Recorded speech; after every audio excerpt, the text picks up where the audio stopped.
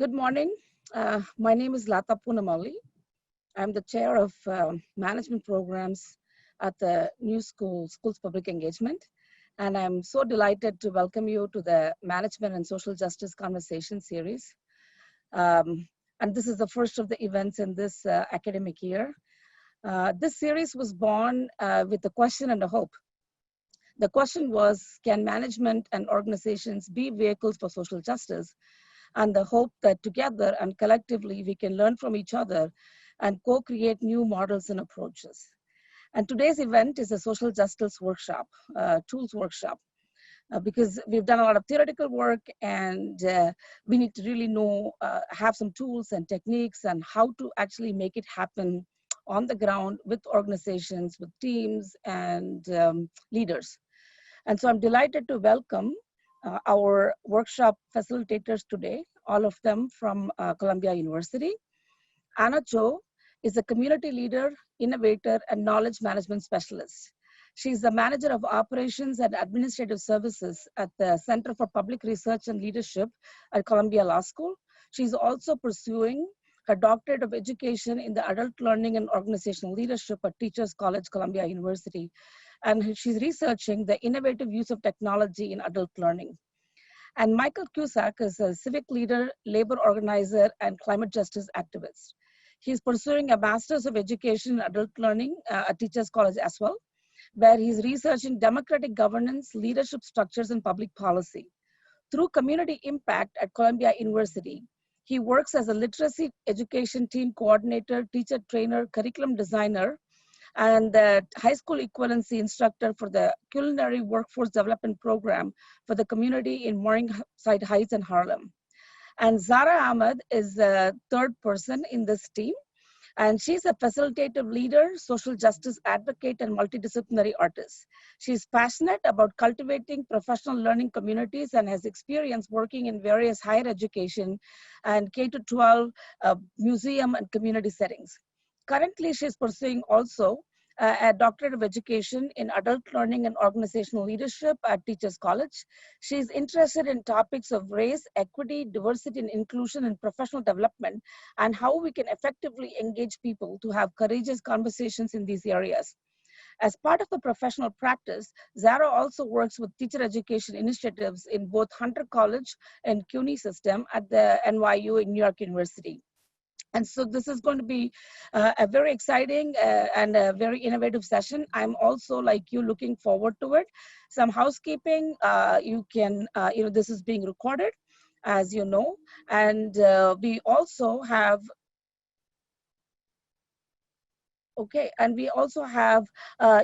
some breakout processes and innovative processes happening. And so I'm very excited, like you, to join. And over to you, Anna, Michael, and Zara. Latha, thank you so much for the wonderful introduction. Hi, everyone. We're so excited for you all to be here. Thank you for joining our interactive workshop today, where we will be talking about you and inviting you all to learn about the social justice tools to facilitate learning, manage teams, and build a community. We invite you all to turn on your camera and go to gallery view so we can see each other and engage with one another in a dialogue where we will unpack concepts of power, privilege, oppression, individual identities, and lived experience that may create cultural bias that influence our professional practice and management and facilitation style. Once again, we are all excited for you all to join. My name's Anna. I'll pass it over to Michael, who can introduce himself as well. Hi, everyone. I'm Michael. I use he, him pronouns. As Latha said in the introduction, I'm a labor organizer and a master's student in the Adult Learning and Leadership program at Teachers College. I'm really excited to work and talk with you all today about social justice facilitation techniques. And I'll hand it over to Zara. Hi, everyone. I'm excited to work with you all today and to be joined by my colleagues Anna and Michael today to co-create a learning experience with you all. And today as facilitators, we may fumble, misstep, or miss something. And we would like to hear from you when we do so. And to launch us into our workshop today, Anna will share our Zoom housekeeping.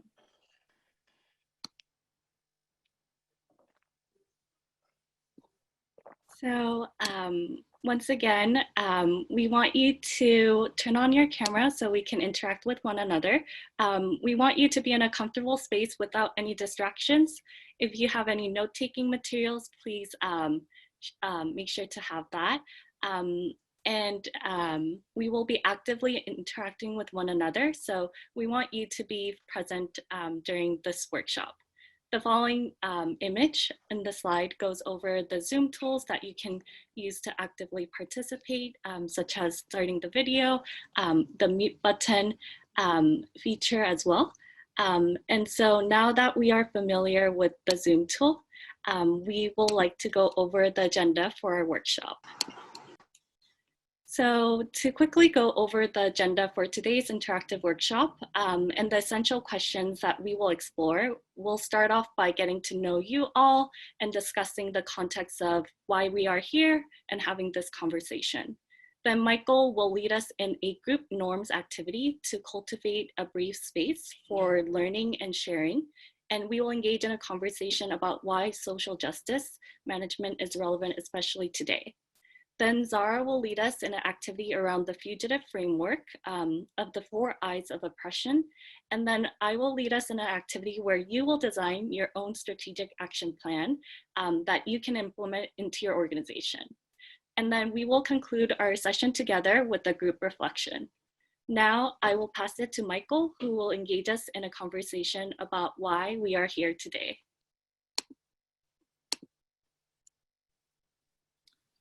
Thanks, Anna. So in just a second, we're going to break out into some smaller groups for about 15 minutes to begin to get to know each other and to ask one another why we're here and engaging in this question about why we should be critically engaging in social justice management and facilitation practices as a way to start to ground ourselves in this conversation and in this community that we have here in this workshop today.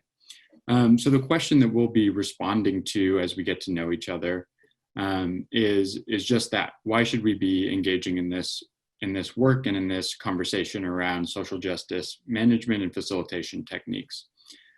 In our small groups, we're going to be using a specific conversation technique, the circle of voices, which comes from Stephen Brookfield's work.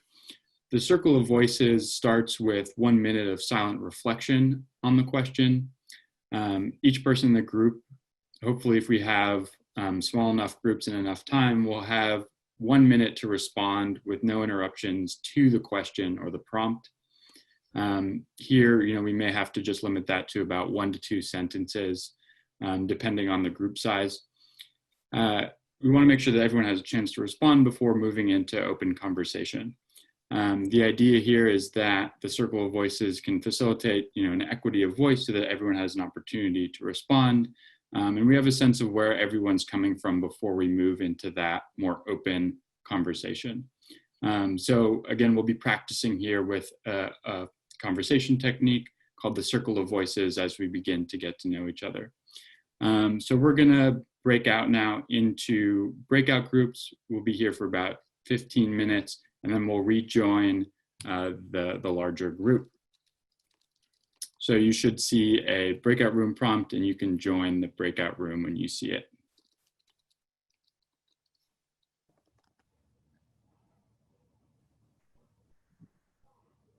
Everyone to the main session. I'm not sure about the other groups. I know in ours, we didn't quite have enough time to get to everyone. So I just wanna apologize for that. Lack of time, but we're really excited to have you here. I know in our group we had a lot of common themes coming up about what people are looking to get out of this workshop, even what kind of positions in their workplace people find themselves. I think certainly in our group found a lot of people in certain positions of power interested in learning how to mitigate or deal with that dynamic in the workplace. So hopefully we'll have some really substantive conversations today about what that can look like, bringing equity and social justice into those management practices. Also, in terms of the circle of voices technique, ideally in your workplace, if you were implementing this practice, you'd have enough time to, after getting those responses, opening up the conversation to allow participants to draw out their own implications or interpretations and themes from those response points. I think we often as facilitators want to jump in and draw out those themes ourselves. But it can be helpful to give that opportunity to the participants to see, give them the space to actively make connections, figure out where they fit into the conversation or the group as it may be. So that was the Circle of Voices. Once again, we're really excited to have you here with us today, engaging in this really, really important conversation. We're going to move now into a conversation about group norms, beginning to think about, power dynamics in work and learning environments, whether or not you create explicit group norms, there are going to be norms that shape the experience for people. So we think it's really important to begin making those norms explicit and transparent and to give participants opportunities to source those norms themselves. So we're going to open up a conversation about group norms by creating some for this workshop.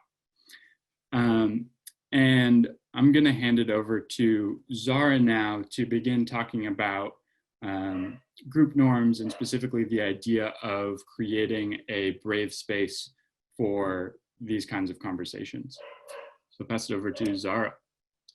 Thank you, Michael. So for us to create a brave space for learning and sharing today, it's important for us to be open and vulnerable and to share with each other, because every time we withhold, we rob ourselves and our colleagues from small moments of learning. And we want to create a brave space rather than a safe space, as no space is guaranteed for safety. And when having courageous conversations, we can experience discomfort, anger, pain, and trauma. And collectively, we will source a community agreement of norms, as Michael had mentioned, in addition to the 4 ground rules of courageous conversations, which are stay engaged, speak your truth, accept and expect discomfort, and accept and expect a lack of closure. So now I'll kind of define what this means. So staying engaged means being fully present as possible through active listening and participation, and being emotionally, socially, and intellectually engaged in the conversation.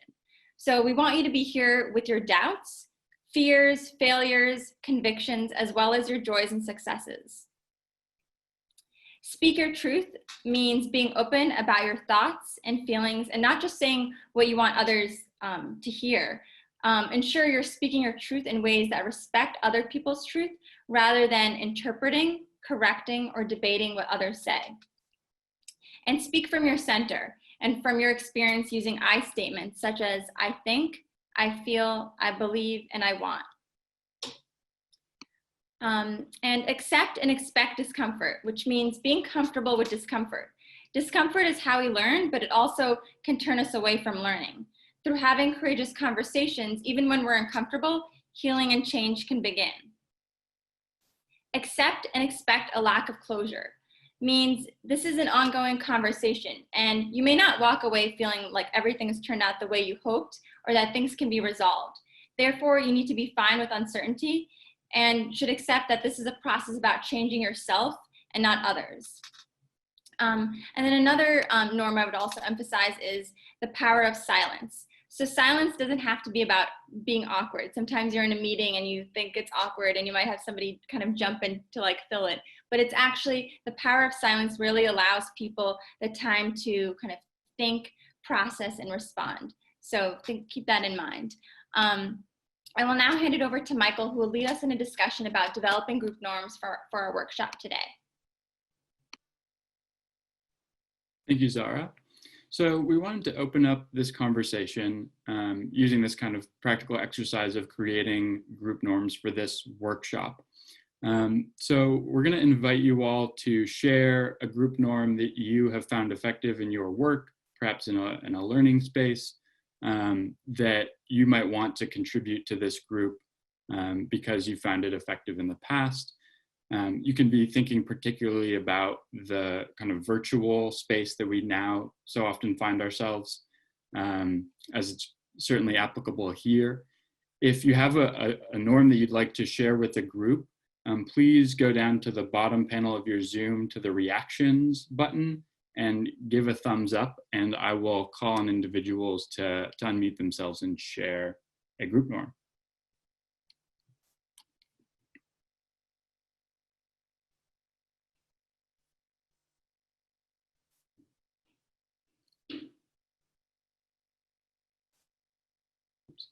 All right, I see Henry. Hello. I think group norm that, and this is a new concept for me, so hopefully I'm in the direction that you want, but is whenever I'm in a group and there's an idea that I don't fully understand, instead of coming off as challenging the idea, I try to let the person I'm speaking with know that using the terms, let's workshop this idea so that we can both understand what it is and how it would work going forward as a friendly place. Awesome, thanks, Henry. So if I'm interpreting this right, workshopping the idea means kind of using this practice of opening up, building on an idea that someone puts out there to kind of create that like group environment where people feel comfortable building on someone else's idea or point. Awesome. I also have Shari.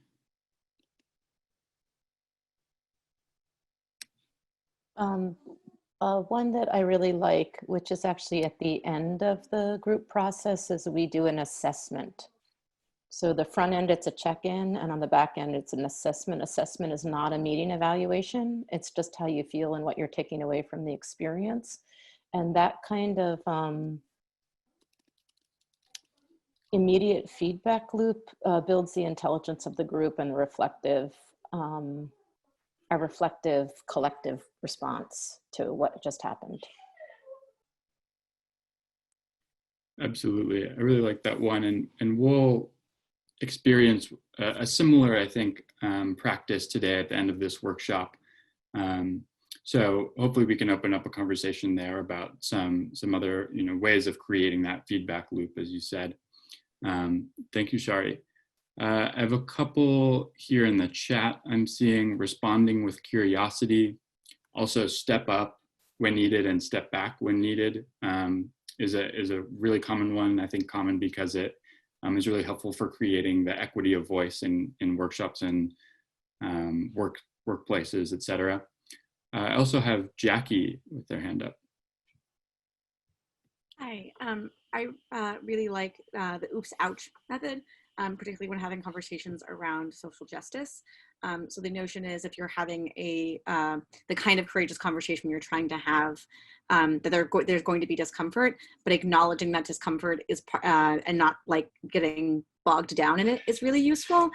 So the notion would be, if I said something that harmed Michael or upset Michael in some way, he could say ouch, and I, instead of taking the whole conversation to being me apologizing to him, could say oops to acknowledge that discomfort happened, so that maybe we can do at like a more appropriate time than when we're in a group of 100 people, address if further needs to go on, but at least that there is acknowledgement of the hurt, and that there is something in the form of a brief apology. So I found oops, ouch to be really helpful. Thanks, Jackie. I'm just curious, have you practiced incorporating that with a specific procedure for reaching out? Do you usually put the onus on one party to do the outreach after the, say in the appropriate time? I've seen it done both ways. So it's facilitators tend to grab onto deciding to respond to any ouches that happen, period, right? Like the facilitator is basically commits in proposing this to being a sounding board if there's further mitigation that needs to happen or like conflict resolution. But the idea is that it's trying to avoid putting the onus on the offended party to do the emotional labor of responding to that issue, right? Like if I say something that is harmful to a person of color, this should not be on their onus to correct me or take up their energy and space as an example, if that helps answer your question. Absolutely. And I really like that as a kind of specific protocol for dealing with that perhaps, power imbalance in these kinds of settings, and creating, a real opportunity in practice for redressing those wrongs. Thanks, Jackie. I'm seeing some more stuff in the chat here. Grace has offered an alternative to step up, step back, move up, move up. You can see the description there. So moving up also not just into speaking role, but also into a listening role, kind of elevating that listening capacity there. That's great. Showing respect, committing to radical transparency. Awesome. So we have some really good, I think, group norms that we can begin building into this workshop. I think one thing I want to emphasize is that group norms are great, and they often are effective in kind of creating a shared kind of approach to a exercise and experience, et cetera. But they're only going to be really effective if we hold ourselves accountable to them. So I'm curious if you all have specific practices for enforcing, or maybe not enforcing, but implementing group norms, making sure that the group is holding themselves accountable to practicing what they preach, so to speak. Any thoughts on that?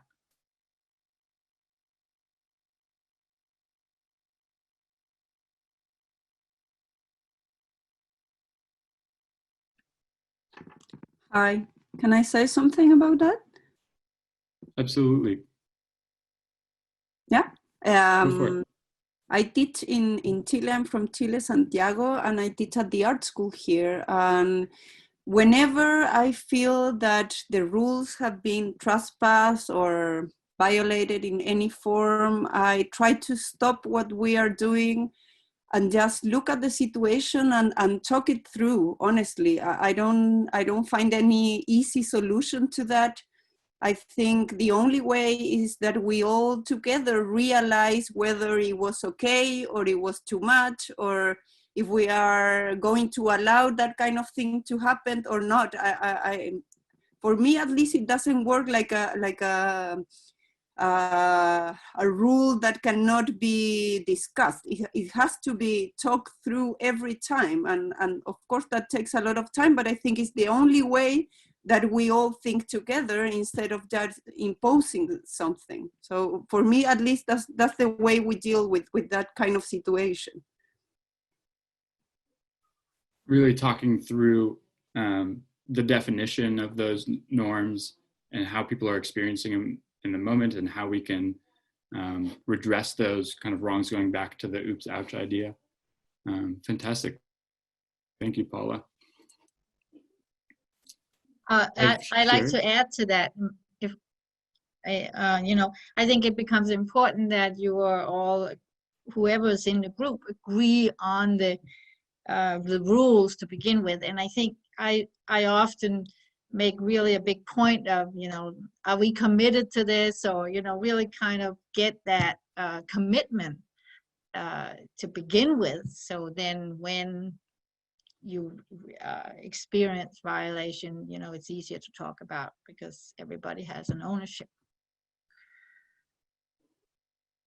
Definitely. And you can really actively kind of get that commitment from people, both at the beginning and throughout a workshop or a learning environment. I'm gonna move us on to the next phase of the conversation. But I would encourage you all to kind of loop this back in. If you find that the group norms that we've now kind of talked through are being violated or are not being practiced, you can feel free to address it either in the chat out loud or individually. We don't quite have time here to go through a complete ratification of the group norms. I think something that I would certainly do in a smaller group, or if I had more time, because I think it is really important to get that kind of strong commitment from everyone about those shared norms. So thank you all for adding to our group norm list here. And we're going to move on to a conversation now about the implications of our current climate and context for this conversation. So the question here is, what is it about our current climate or context that makes the work of social justice management relevant and important, perhaps urgent? We're gonna stay in this larger group here to have this conversation. And we're gonna try to experiment with another facilitation protocol from Brookfield called the circular response.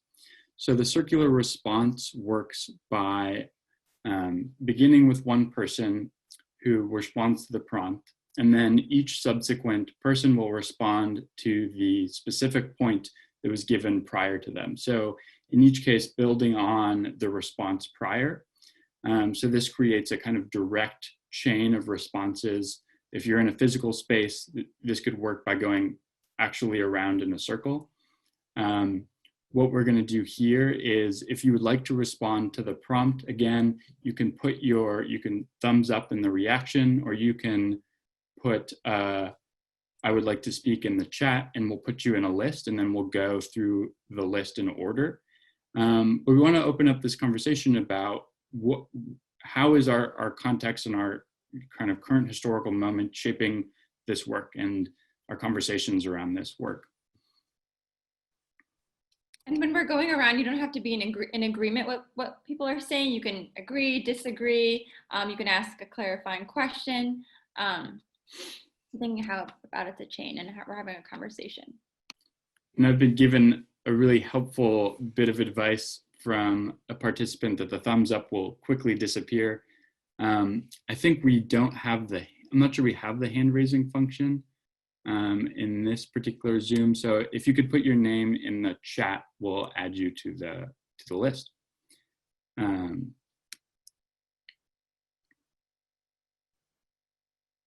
Raise hand is available. Okay, fantastic. So if you would like to raise your hand, that works as well.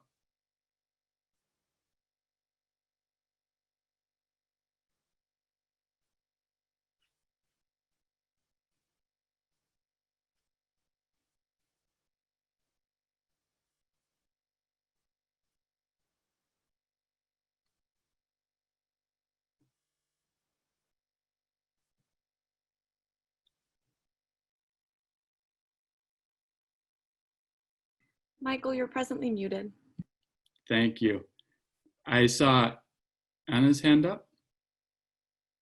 Hi, I think particularly something I'm thinking about is I think a lot of people have a lot of trauma and a lot of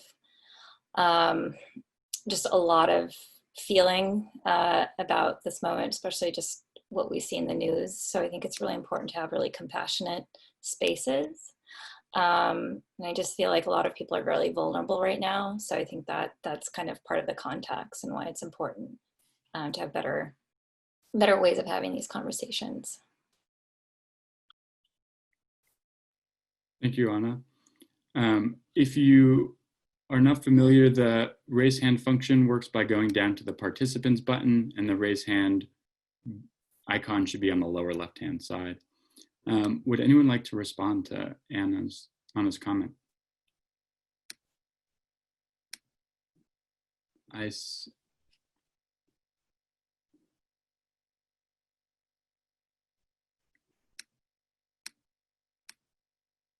see Shari's hand is raised. I raised it before he asked about responding to that comment. So should I just say what I was going to say, or should I back out?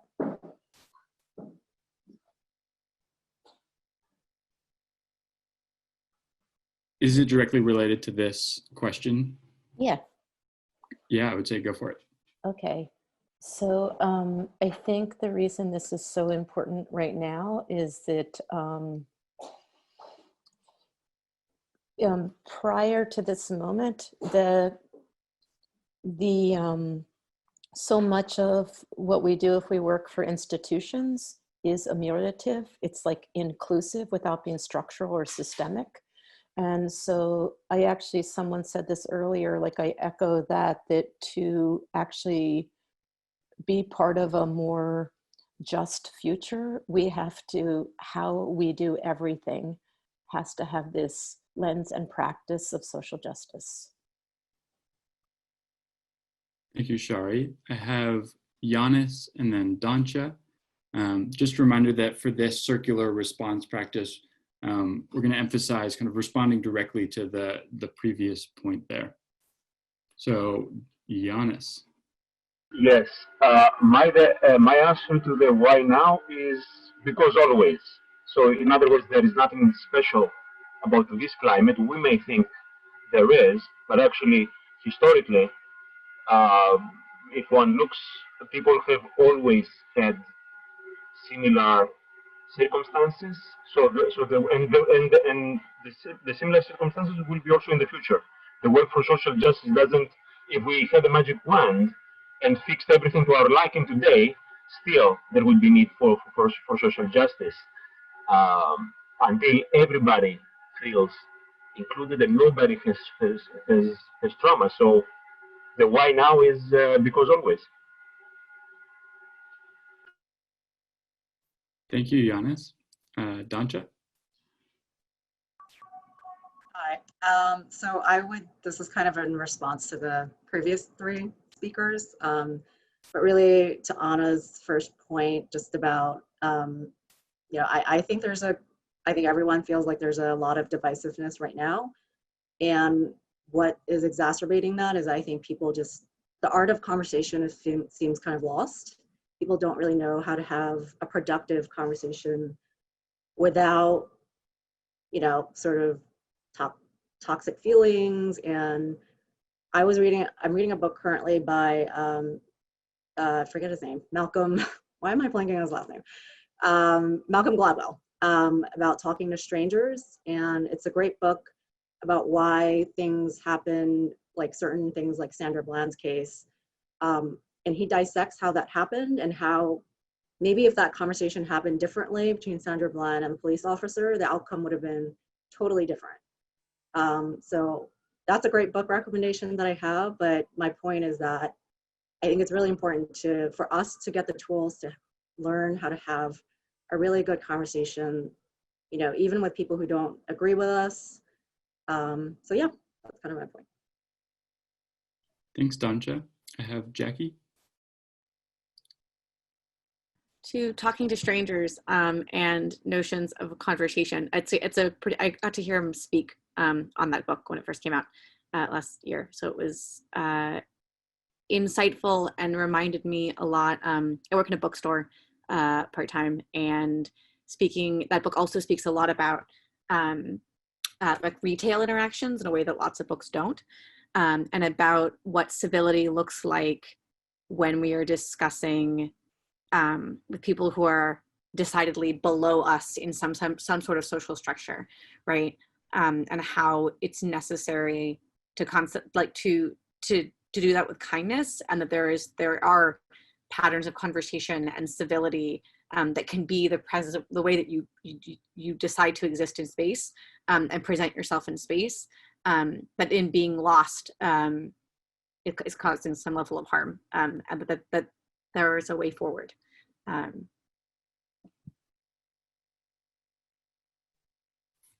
Thank you, Jackie. I also have a response from Eva in the chat. I believe, as we are just quoting now, I believe as we are dismantling oppressive systems and our current systems are falling apart, and as we are building and imagining new systems, social justice management and practices should be the foundation of our future systems. Fantastic. Any any last responses in this circular response chain? I would like to say something. Hi, I'm new to this forum. However, it's been interesting. Justice management is always relevant to Yanis's point. But especially now with the climate in which we find ourselves. The Malcolm Gladwell book that was referenced, I took pause with the response in terms of, yes, it's always great for personal responsibility to manage how you interface with each other, how you say what you say. However, that if it then puts the onus on the victim to solve problems, right? So in the sense that if Sandra Bland had addressed the officer in what he deemed a respectful manner, then the outcome may or may not have been different. But according to what was referenced, it seems as if it's suggesting that if she had conducted herself in a different way, her demise might not have, been what we read about. And I don't know that I don't know that I agree with that. So I'm not negating the fact, though, that each of us has to pause because of unconscious bias, be slower to respond and think through things, but it's not always feasible in the moment. So social justice management tools are especially, and education is especially important in the times in which we find ourselves. Thank you, Sadie. And I just want to note here a series of notes of agreement in the chat here with what you just stated. I want to leave space here for anyone who would like to respond. I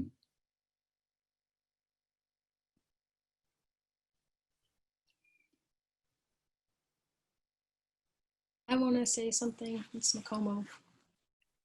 I'm fully agreeing with what Sadie was saying. Also, however, I think it's important to remember that not all interactions are fundamentally have an oppressor and an oppressee.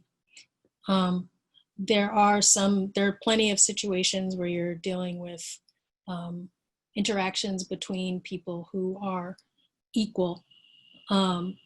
And in that case, it is important for folks to be able to speak what is happening directly and clearly, and to take some responsibility for their actions. In unequal relationships, absolutely, everything that Sadie said is absolutely true. It doesn't, you can't expect someone in a subordinate position to be able to take full responsibility for a situation they didn't necessarily even create. But it's not always about superior or above and below. Sometimes it's about the same level.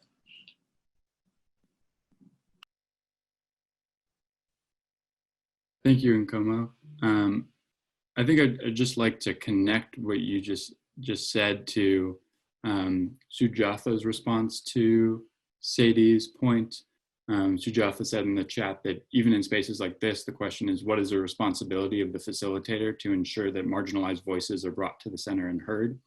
This gets to your point, Nkomo, about this distinction between perhaps equality and equity, and what in this conversation the facilitator's role is in managing or not managing the relationship between equal or unequal individuals in a space. Should the facilitator be bringing certain voices to the front and the center, and if so, how? Where those distinctions are less clear, what then is the facilitator's role. I think these are really important questions that we should be grappling with in these conversations about facilitation. Thank you everyone for your responses here. I think this was a really insightful conversation about this question. We'll continue talking about this as Zara leads us in an introduction to the Fugitive Action Framework. Thank you, Michael. Okay. So let's now look at the Fugitive Action Framework, and this was developed by social education scholar Jamila Liskott, and we will reflect upon where we see the 4 eyes of oppression in our own organizations and how white supremacy, or anti-BIPOC, which is an acronym that stands for Black, Indigenous, and People of Color, manifests itself in our organizations. So let's reflect upon our own stories. Stories are a way to explore privilege and oppression and can help us understand how it operates on both an individual and systemic levels in both conscious and unconscious ways. Also, personal stories enable us to discuss something that is here in our daily lives as opposed to something that's out there. On the left side of the diagram, when we zoom out and look at the macro systemic level and look at society and organizations, there's ideological and institutional privilege and oppression. So the top left eye is ideological privilege and oppression, which are ongoing inequalities maintained by a society. An example is a society's expectations of needing a college degree to get certain jobs. The bottom left eye is institutional privilege and oppression, which are discriminatory policies and practices within organizations. An example would be an organization that has pay disparities or discrimination due to gender, age, and race, which is reflected in hiring practices and treatment of employees. Now, let's zoom in, and they're on an individual and micro level, and think about our relationships with people and ourselves. And there's interpersonal and internalized privilege and oppression. The top right eye is interpersonal privilege and oppression, which is bigotry and biases shown between individuals through word and action. An example would be when you experience microaggressions in the workplace from a colleague and they make assumptions about you and your identity. The bottom right eye is internalized privilege and oppression, which are beliefs and feelings within individuals. An example would be when you internalize others' perceptions about you and believe that they are true, such as feeling inadequate based on others' comments about you, not being fit for a position because you don't check off their boxes on their job description qualifications. So let's keep these levels of privilege and oppression in mind when we're having our conversation today.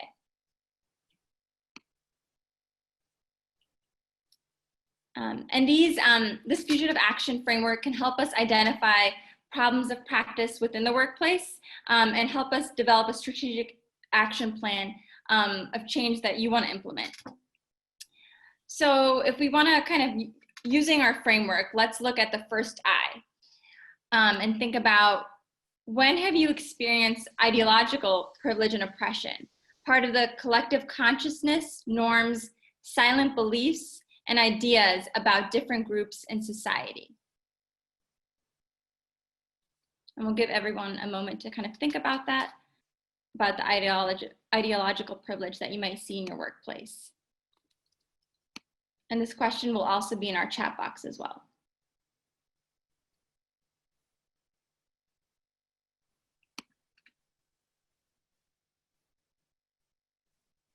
Okay.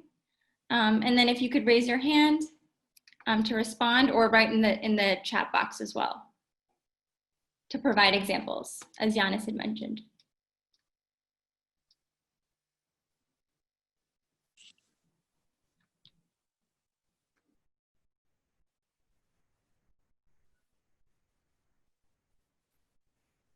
Does anyone have, like, what's the first thing when you think of ideological privilege and oppression that has an impact on where you work? Something that's maybe embedded in societal structures. Can I talk again about that? I immediately think about the how many men and women work in the art school where I work, and it's incredible that it's about 80% men and 20% women, and with the students it's completely the opposite. So that really struck me, and I think it's really embedded so deep that is something that we talk to, we discuss it, but then it doesn't change. The conversation. Yeah, no, it's something to definitely with gender, and there's times when also, you know, women might also even say something, and then a man might say it 5 minutes later, and then it's up to us to also inform, like, hey, or somebody else to say, like, hey, I already mentioned that, or for a colleague to say, hey, somebody had mentioned that. So it's about kind of also speaking up and advocating for ourselves and others. And we had Catherine, who was raising her hand. Hi, thanks. So I work as an urban planner in New York City with a public city agency. And one of the things that I've seen is in this regard is the biases from who's been hired to work and who's been recruited. So it's not just about, passing a civil service exam, but who's even learning about those exams, and are those exams structured in a way that they're the titles are inclusive to the greatest amount of talent for the work.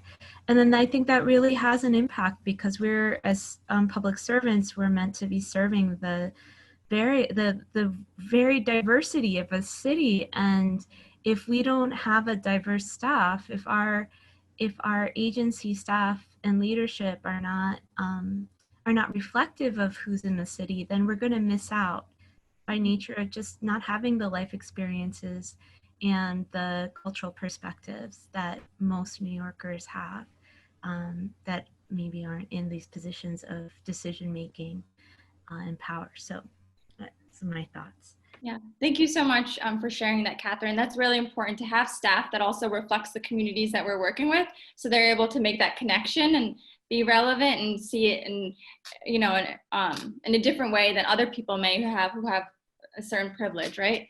And then it's also important in hiring practices to think about hiring people who are different than we are, right? So is everyone look the same on paper, same kind of cultural backgrounds or racial or gender identity? Like how are we thinking about diversity across the board, not just in one area? We have a few more hands raised. Angelica? Hi. This question prompts me to think about sort of epistemic violence, and thinking about particularly working within an academic department or an academic institution, thinking about how knowledge is produced and whose voices have historically been listened to, highlighted, valued within sort of academic systems, and the importance of sort of destabilizing that and listening to of sort of destabilizing that and looking beyond the canon and sort of sourcing our knowledge from other places. Yeah, definitely. And that's something that's also embedded in our society, like even being at Columbia, which is like, historically like white institution, like there's a lot of like Western or Eurocentric curriculum. So that how does that like impact the way that we're learning, and what are ways to bring in even like learning about scholars of color who are contemporaries, also even women as well. And then one more person, Nkomo? Well pronounced, yes, you got it. So the main time I've experienced weird community norms has been actually in faculty meetings. And like everyone was saying about when I'd have an idea, somebody else would then say the same idea later and get celebrated. But that's actually not what I'm talking about. I was under the impression that what I would say at faculty meetings, I'm a public school teacher, was completely ununderstandable, because when it wasn't taken up by somebody else, then it would often just completely get ignored, as if I hadn't ever said anything ever. And after the murder of George Floyd, suddenly everybody was aware of a Black woman in the room. And so whenever I would speak, like people would first of all wait for me to speak, and then I would say something, and then everyone would all react to it. And the first time that it happened, I realized how much it was not happening ever before. And it was just a normal dumb faculty meeting that we were having. And at the end of it, like I logged off and I like cried, because I realized that I'd had like 10 years of essentially being actively ignored in meetings and thinking that I just couldn't express myself. Yeah, no, thank you for sharing that, Nakomo. And often, you know, when you do experience, you know, that like, you know, institutional, ideological, or interpersonal oppression, but then you know, that's imposed on by other people or society or organizations, then ensuring that we don't internalize it, right? And then, so that kind of leads us into kind of our next question. So let's think about, you know, let's think about our interactions with colleagues and people in the workplace. When have you experienced interpersonal privilege and oppression when interacting with people in your organization? And you can think about specific incidences that have happened. And you can raise your hand to share or type in the chat box. Henry has his hand up. Henry? Oh, you're on mute. That's from the earlier question. My apologies. Oh, it was, oh, okay. Would anyone like to respond to like maybe it's something that's that they've experienced? Could you repeat the question for me? I think I have an answer for it, but I want to make sure I'm when's the time you've experienced interpersonal privilege and oppression when interacting with people in your organization? Well, one thing that comes to mind is the organization, I run the philanthropic initiatives in my organization, and I actually was doing fundraising for Big Brothers Big Sisters for an event that we're having. And I had someone who was also in charge, well, we were both in charge of raising the funds and spearheading the initiative, which culminated in an outside activity. And when I raised most of the money. I'm a woman of color, the other person is not. I raised most of the money, and when we got to the event outside, she told me, "Thanks for coming." Told my husband and myself, "Thanks for coming," as if you know, she was in charge of everything, and it was just.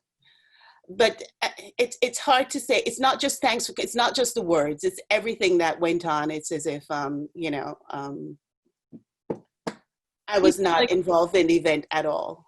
You felt like you weren't acknowledged, or your voice was heard, or absolutely. Or your contributions weren't acknowledged. Yeah, so that's important. So when we're thinking about like managing teams, it's important. You want to keep your team and your staff. Like, it's important to appreciate them, recognize them, give them check in them to see also what they're interested in, because not everyone might come to you to voice what they're interested in, and kind of design roles around that or new responsibilities, and also how people are feeling, right? So in a situation like when they might encounter something that, you know, you've done as a manager or experienced by another colleague, that they have the opportunity to voice that. So let's delve into, let's look into our center and think about, when have you experienced internalized privilege and oppression because you've come to accept and live out inaccurate beliefs of normativity or superiority in relationship to other groups? So this is like other people's like things that have that you feel like have been imposed onto you, not now you have internalized. Anna has their hand up. Yeah, so I guess I can give an example. So I work at an arts organization now, but before that I worked in education and worked at a charter school in Brooklyn. And we had a really sort of strict code of conduct, to sort of discipline policies, expectations around how students dress and things like that. And I, since that time, have sort of shifted in my perspective and sort of I'm not really bought into those ways of being anymore. But I know at that time I really was. And part of that comes from my own upbringing and sort of the school and church that I went to growing up. I remember was run by like a very sort of like wealthy Black family. And their goal was to teach us how to be acceptable in sort of the white community to keep us safe. You know, it was coming from a good place. And part of that was like, you shouldn't wear braids in your hair. You should dress this way. You should speak this way. And so it was sort of coming from within my own community based off of what they understood as ways of keeping us safe and creating a space for us to be successful. So their sort of respectability politics, I internalized that and then carried into my adulthood and into my career. And then I've had to do a lot of work to break that apart. And I still have to do that work and check in on myself daily in the ways that I'm oppressing people who look like me because I had to be different in order to, or thought I had to be different in order to be safe. And I think what's happening more and more now is that we realize that it won't keep you safe. I'm not safe. And so why not just be myself is sort of my biggest takeaway. Yeah, no, thank you, Hannah, for sharing that. And also when, you know, there are these like norms that are like imposed and that like, it can often feel like people have to, you know, code switch or switch their demeanor because it's not either accepted or we look different than other people, right? Or people within your own race think that they have to adjust to the way another race acts. So that's an important thing to think about. And also in those situations, when they happen, you know, it can be triggering, right? But it's important, you know, when it happens in the workplace, thinking about ways to lean in with curiosity. So sometimes like when it happens, you know, we can be in an emotional place and it can cause us to be reactive, but it's important to kind of take a moment to pause and lean in with that curiosity. So when somebody you might experience like just, you know, discrimination or microaggression, to say, you know, what makes you say or do that? And then, you know, can you tell me more? And then also saying, you know, it reminds me of something that I do, and you can provide an example. So saying that like you also yourself kind of, you know, can misstep and fumble and kind of resonate with them. So it's not just them that, you know, fucked up, but you can also admit to it as well. Sorry, I think Bailey would like to respond. Yes, Bailey? Hi. So my example of internalized oppression is when growing up, I also heard a standard or almost an uplifting of the notion of strong Black women. And so by trade, I'm a marriage and family therapist, and but hearing strong Black women, I learned how harmful it was as I progressed in my work, because being strong meant not necessarily taking care of self. It meant working hard, being the best at your craft, and also feeding into the notion that as a minority, you have to work twice as hard than everyone in the room. And what happened along the years was that I started to learn that my health was being compromised due to my lack of self-care and lack of self-compassion by prioritizing the notions that I internalized within my community and outside of my community. Thank you for sharing that, Bailey. Yeah, you know, often this notion of like being strong is like associated with, oh, you know, like you have to like put your chin up and head up high and like be resilient. But a big part of being strong is like being vulnerable and also being self-compassionate, because that's kind of that's what builds your strength. And trying to think about kind of those obstacles, and then also you said it kind of like what those feelings are, like making sure it's not detrimental to your social, emotional, mental, and physical health as well is really important. So when you do, it's always important to kind of reflect upon kind of like do a feelings check of what you're feeling, and then identifying like where that feeling is coming from and the narrative behind it. Because you might think it's like, oh, I'm incompetent or it's something wrong with me, but it really might be something that's imposed on by something within the workplace or another person. Matt? Can you hear me now? Yeah. So I would like to just share an experience that I think I am working with or is struggling with or trying to learn to be better at. And that is really to recognize when I, as a white female, but also coming from Denmark, which is sort of the Nordic, Scandinavian,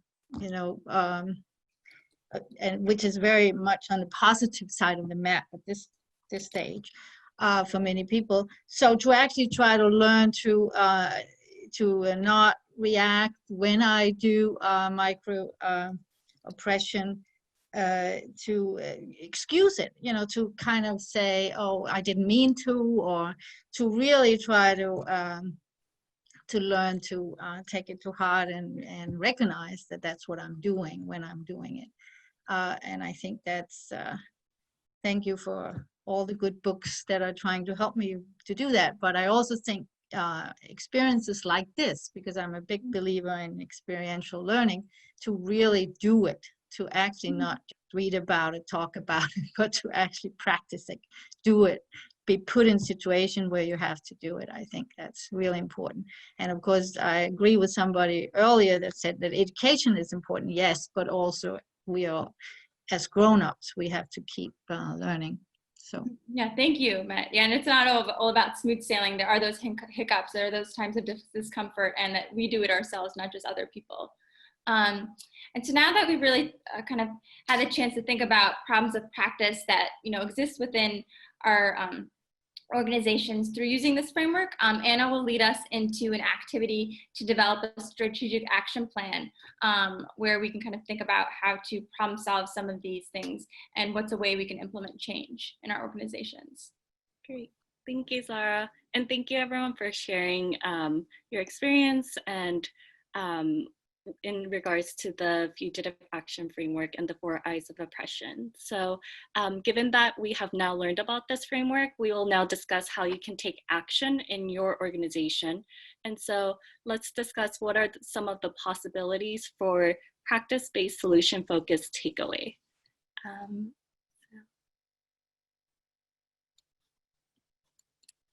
So when we want to put a theory or a framework like the 4 Eyes of Oppression into practice or action, coming up with the strategic action plan is a very helpful way to implement and accomplish your goals and mission for yourself and also for your organization.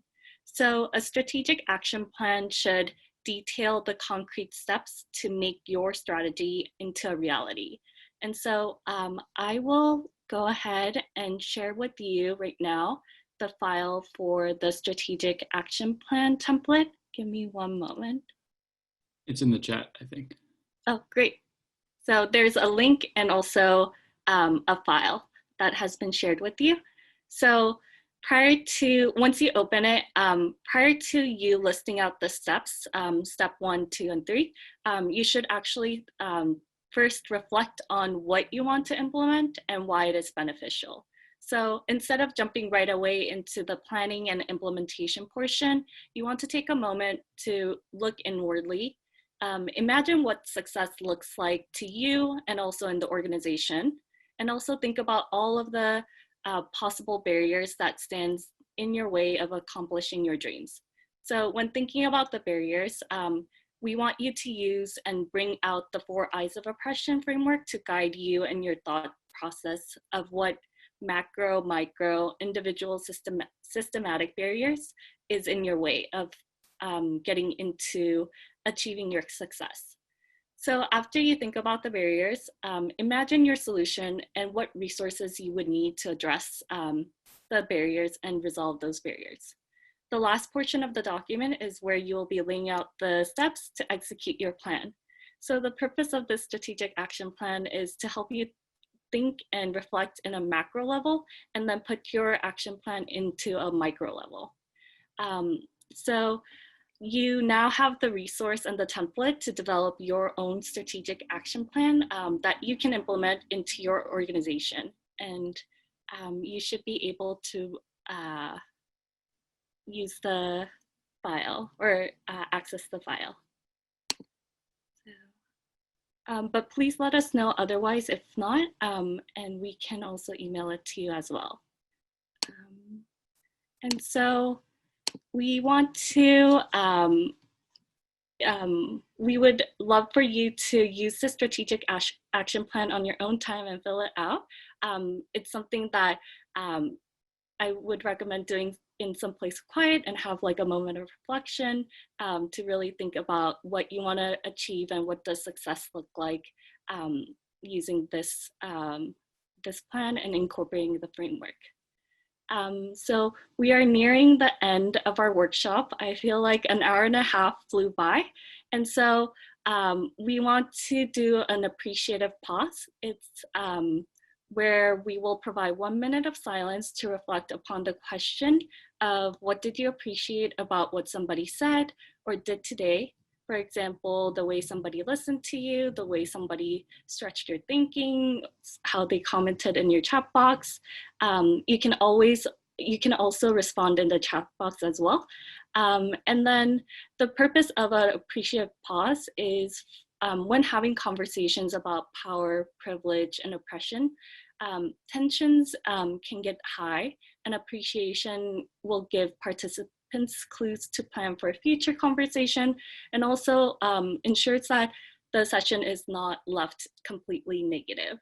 So let me, I'm gonna copy the question in the chat, and if we can take 1 minute to reflect, and then after 1 minute, the floor will open. And if you wanna raise your hand, I can call on you. If you wanna respond in the chat, I will also read out your response as well.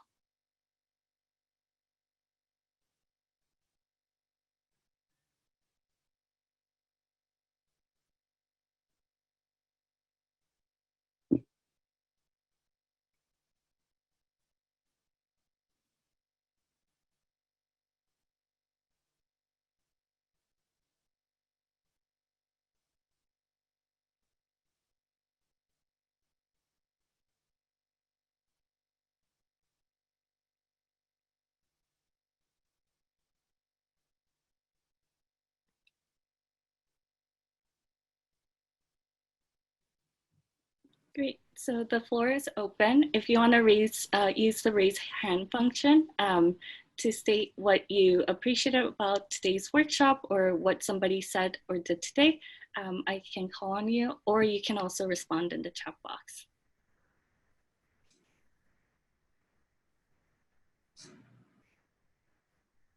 So Skip, thank you for your comment.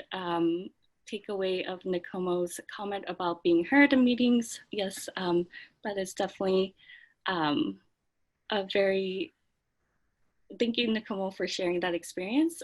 That is also a strong takeaway that I too had as well. Paula, love the way most of you on the other side of the world listened and supported my opinion. I felt part of the world outside my house and country. I think that is like the beauty of Zoom, right?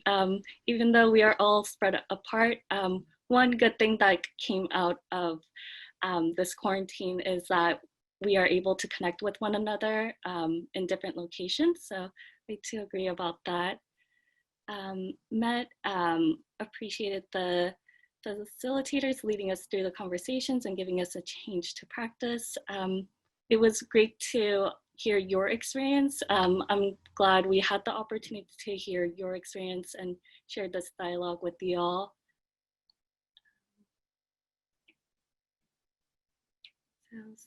A lot of appreciation comments coming along the way, and love hearing about other people's experience, like Gina said as well.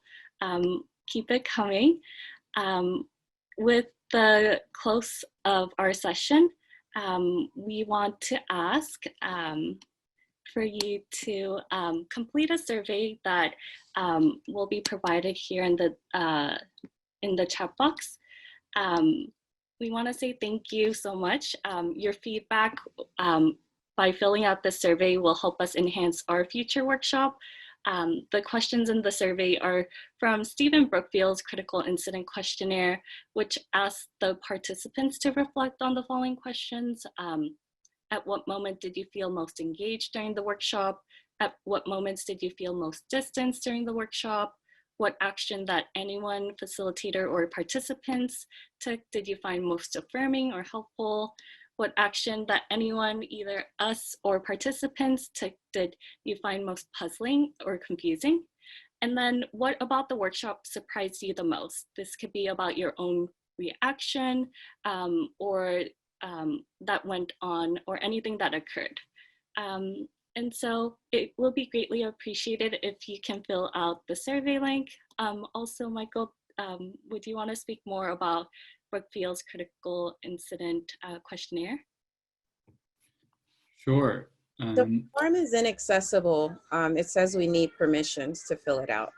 Oh, I'm sorry. Thank you for letting me know. Let me go ahead and make the form accessible right now. But while I am fixing that, Michael, would you want to speak about the questionnaire? Sure. So we find this questionnaire really helpful as facilitators for two things. One great thing about the CIQ is that it can really facilitate some critical reflections on the part of participants about their learning experience. Having that very intentional space to go back and reflect on the learning experience can be really helpful for taking out those learnings and creating those kind of sustained forms of learning and memory that will be helpful for applying it in the future. It's also really helpful as facilitators to get good data on your facilitation techniques and the experience that you're providing participants. What I think I personally have found most helpful about the CIQ as I've seen it practiced is when facilitators get that data and that assessment and then share it out with the participant. So if you're doing a 2-day workshop, we've often seen it used at the end of the first day and then the data shared back on the beginning of the second day, so that the facilitator can talk through what responses they got and talk through how they're adjusting their own facilitation style to meet the needs and the feedback of the participants that they've given through the CIQ. So having that kind of open conversation about process can be really helpful for allowing participants to feel heard and to see that the facilitator is responding to their feedback. One other quick comment I just want to make is that the chat has been really substantive. I've found the comments made there really amazing. So you can actually save the chat if you go down to the little 3 dots on the bottom right. You should see a kind of box pop up with save chat at the top. So you can save it and download it yourself if you want to refer back to it at any point. Thanks, Michael. We just want to say once again, we really, really, really enjoyed co-creating our learning experience with you all today. Feel free to contact us with your thoughts, questions, or ideas. Would love to hear about how you wrote out the strategic action plan and implemented it into your own workplace. And remember that this conversation definitely does not stop here, and this is an ongoing and evolving conversation. So thank you once again for joining our workshop.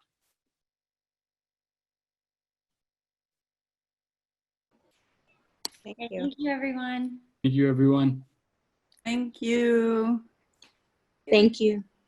Thank you, everyone, for joining us. And make sure to sign up for the next event.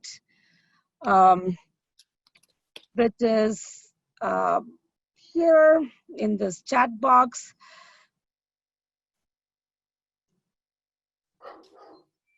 All right, so the next event is on 3rd Wednesday. So the series goes on first Thursdays and 3rd Wednesdays. And so the next event is a webinar, a panel on how I wish I knew how it would feel to be free, the Black woman leader between freedom and persecution. This actually features 4 Black women leaders from the New York City school system. And so do come. It's actually the moderator is one of our own. She's a New School PhD student. But also active in the she's school administrator. So join us. Thank you for joining. And this is absolutely my privilege to be cultivating this space and holding this space for all of you to join and connect and have these really important conversations to move the world to to a more equitable and just place. So thank you very much. Have a great rest of the day. Thank you. Thank you.